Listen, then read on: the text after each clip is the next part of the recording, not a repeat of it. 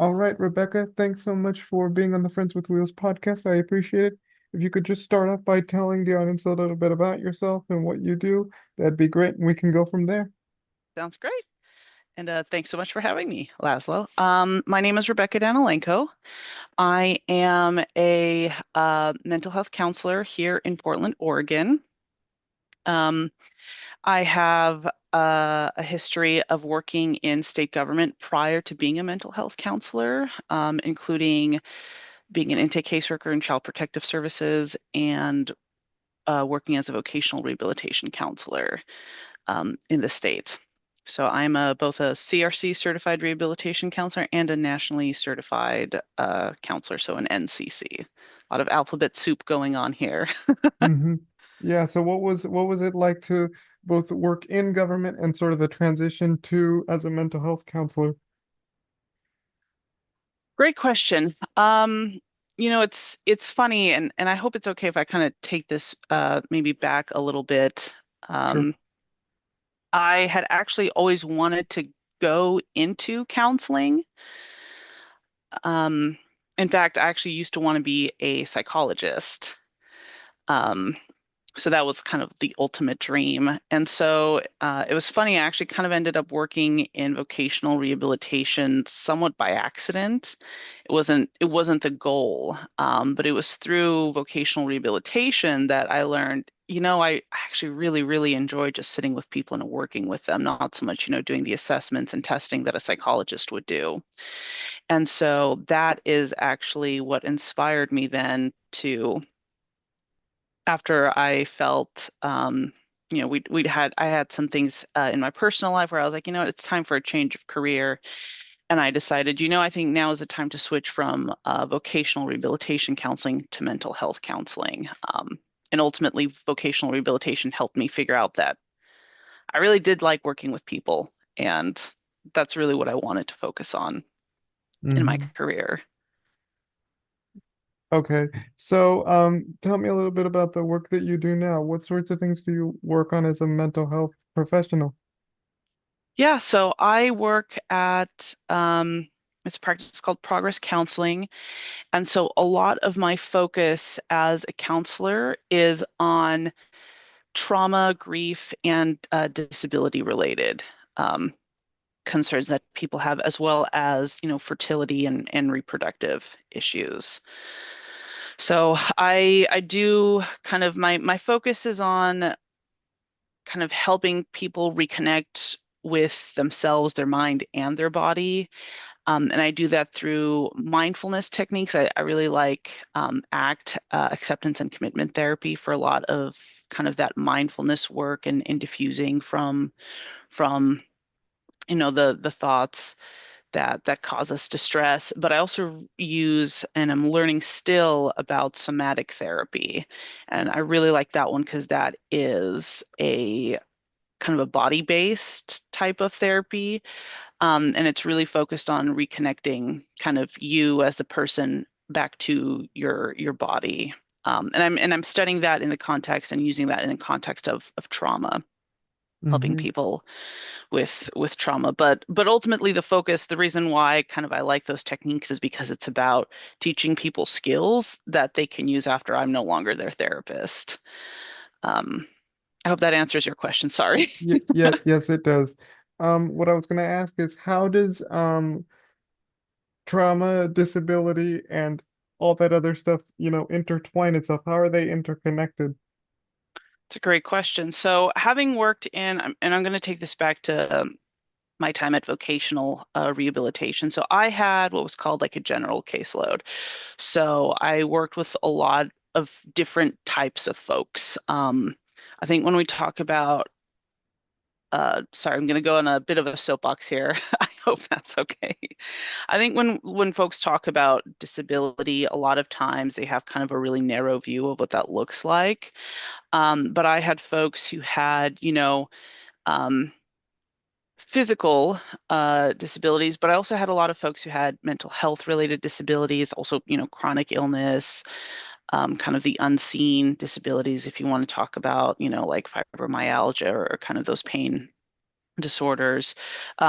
or like the autoimmune disorders. But anyways, I had a lot of folks who had mental health conditions that made it difficult for them to work.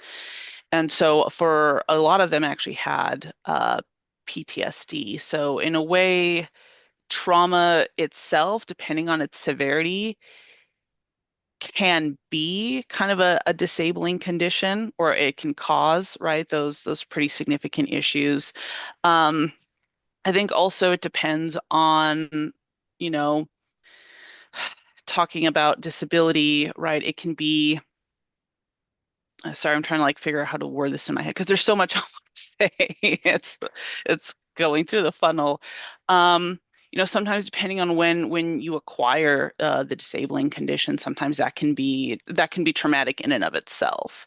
I think sometimes for folks who have disabilities, there is also trauma. I think just existing as an individual with a disability in society too, right? Hmm. There are certain models, and the philosophy of people with disabilities, right? There's a medical model, there's the socio-societal model. I know I'm not getting that name right. It's been a Yeah, the few medical years. model and social model. Yeah. Yes, right. And so because society isn't set up for people with disabilities, it can be traumatic to even like move through your day-to-day life, and so that's kind of where also trauma can come from. Um, Not the disability itself, right? But Mm. just trying to operate as a person from waking up to going to bed and moving about your business. So I guess that was a really complicated answer. They are intertwined and they can be intertwined in different ways. Sometimes it's just the one, sometimes it's like multiple factors. Yeah. Mm. So, my next question is, you talked a little bit about acceptance and commitment therapy and sort of the use of and and that other modality where you use kind of a body-based approach. What Mhm. I'm wondering is, what's sort of your favorite? What's the one that you use most often when working with clients? Oh, um, that's kind of a hard one to answer because it is so individual. I think Mm-hmm.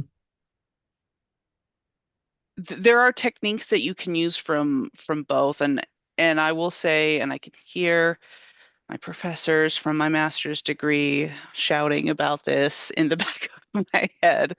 Um, but I do like to use bits and pieces. Not everyone is necessarily going to respond to each therapy the right, in the same way, let's say. Or I guess if you want to say in the right way, right? For some people, it's just not going to be effective. Um, Someone might not really enjoy the body work of somatic therapy, right? They might not see the point to it. They're like, oh, I don't know really why I'm doing this. Okay, make space in my body. The body is a container, right? And so it's, that's like fighting an uphill battle. If it's not working, we're not going to do it.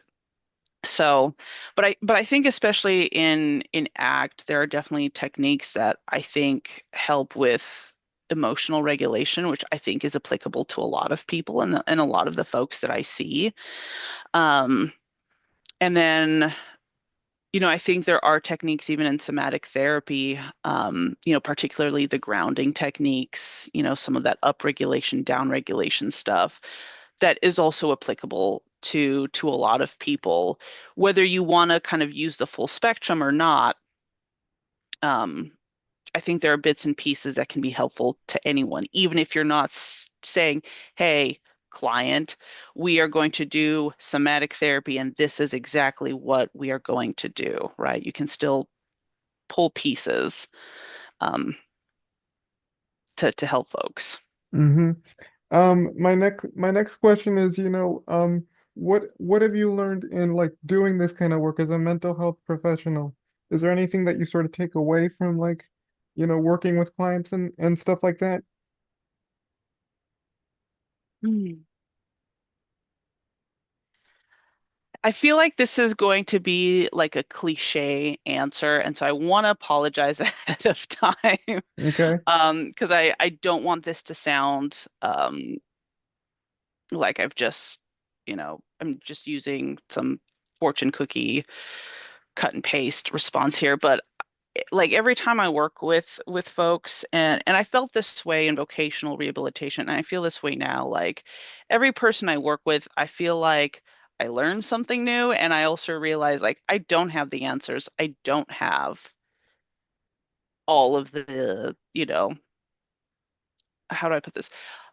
I don't have all the things that I can say, clients, I can fix your life, 100% easy peasy. Like there's always something to learn, and I'm always finding out about, new things. And I think, the other thing I learned too is like there's so much more with people and working with people. We really are all extremely unique individuals. And so just being open to the fact that I don't know everything about the person that's in front of me, keeping an open mind and whatever, theories or, kind of goals and things I have in the back of my head. What I really learn is just to be flexible and to know that from session to session, I might learn something new. And we're just going to have to kind of roll with it and move maybe forward in a different direction than I'd initially thought, from the start of that session or even from the start of seeing them. Hmm. And is there any sort of new modality or new sort of concept within the mental health space that you want to dive deep into more that you're curious about? That's a great question because I feel like there's so much more I would just like to learn in general. Yeah. Um, I have like we all have our like books, list of books we want to read. I have like a list of like things I want to learn in counseling. I think one of the things that I've been continuing to still be really, really interested in is body-based work. And so, you know, polyvagal Yes. theory and modality, right? I've really what I've learned, and I've seen some videos with Dr. Peter Levine. I'm so fascinated by it. I think there's so much more to learn there, and for me at least, that's kind of like that's the I would say the most immediate next step is um that would be where I want to, and that feels like a natural extension from right somatic therapy to kind of really diving into really deeply into polyvagal Yeah. Yeah. therapy. Yeah. I found like a YouTube video where it explained polyvagal theory. Like I didn't know what polyvagal theory was, and it explained how it's sort of all interconnected, with like the neurons and the cells or whatever. I Hmm. forget what it is, but it's something to do with like how your nervous system functions and how that relates to your body. And yeah, it's Hmm. really cool. Oh yeah. Yeah, I heard about polyvagal theory. Actually, I did a trauma counseling certificate course. It was through the University of Wisconsin, Milwaukee, and that's where I first heard about it. And, you know, I was like, dang, this is like amazing. I'd never heard of it before. And so in watching some of those introductory videos, I was like, oh boy, this is next on my list. Just really fascinating stuff. And I mean, sometimes like you watch Dr. Peter Levine do things and he just makes it look so like effortless and easy. And it's, it's intimidating in a way too. Yeah. Um, Who was your mentor when you sort of, when you wanted to, get into the mental health space? Was there some sort of professor or was there someone that you mhm. sort of looked up to that you said, I want to be like a mental health therapist one day? Um, so I would say it, it was a combination of several factors. So I will freely admit, me myself personally, I've also been in counseling. And I think that's really important for therapists in general to know what it's like to be on the other side of that experience, right? Yeah. Um, and so I just really had some great mental health counselors that I was like, wow, like this feels if I was a therapist, this is how I would want to be as a therapist, right? But then also in my master's degree, there was one professor I had, Dr. Gerald, and he was really open and he had done mental health counseling. He'd worked in, I don't want to like destroy this man's resume by uh, by misconstruing or misremembering things, but he'd done a lot of both kind of somewhat private, working private and in a public government setting. And so we had just these really great conversations where he was really open and honest about like, this is what this looks like. This is what working in a government setting looks like. We even talked about, what does it look like at, the university level, because he helped run the clinic on the campus.